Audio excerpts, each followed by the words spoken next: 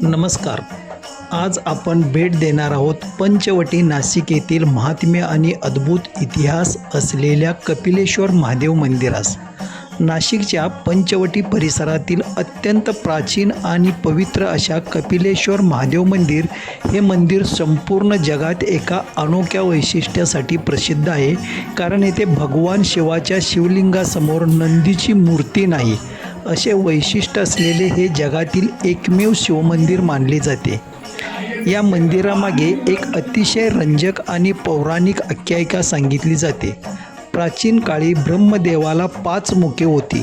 त्यापैकी 4 मुखातून वेदाचे पठण होत असे, तर 5वे मुख अहंकाराने भरलेले होते. एका प्रसंगी ब्रह्मदेवाने भगवान विष्णू आणि भगवान शिव यांच्याविषयी अपमानास्पद शब्द उच्चारले. त्यामुळे भगवान शिव क्रोधित झाले आणि त्याने ब्रह्मदेवाचे 5वे मस्तक छेदले.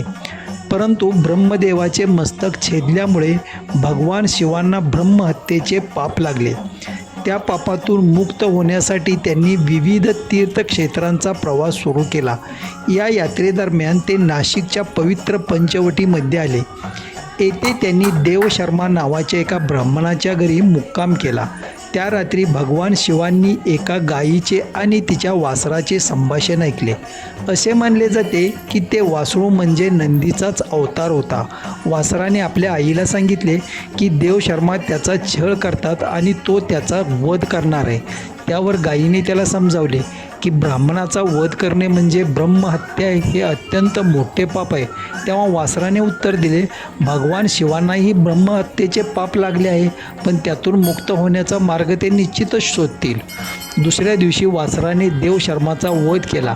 त्यानंतर पापमुक्त होण्यासाठी त्यांनी पंचवटीतील पवित्र गोदावरी नदीत स्नान केले. स्नानानंतर त्यांचा काळा रंग बदलून पुन्हा शुभ्र दुधासारखा पांढरा झाला. यावरून त्यांचे पाप धुतले गेल्याचे मानले गेले. हे पाहून भगवान शिवांनीही याच पवित्र स्थळी स्नान करून ब्रह्महत्येच्या पापातून मुक्ती मिळवली आणि याच ठिकाणी स्वतःची स्थापना केली. अशी मान्यता आहे की भगवान विष्णूंनी येथे शिवलिंगाची स्थापना केली आणि त्याला कपालेश्वर हे नाव दिले. कपाल म्हणजे मस्तक आणि ईश्वर म्हणजे भगवान शिव. कालांतराने या नावाचा अपभ्रंश होऊन आज हे मंदिर कपिलेश्वर महादेव मंदिर म्हणून प्रसिद्ध झाले. या मंदिरात सर्वात मोठे वैशिष्ट्य म्हणजे येथे शिवलिंगासमोर नंदी नाही. कारण आख्यायिकेनुसार भगवान शिवांनी नंदीला स्वतःचे शिष्य नव्हे तर गुरु मानले.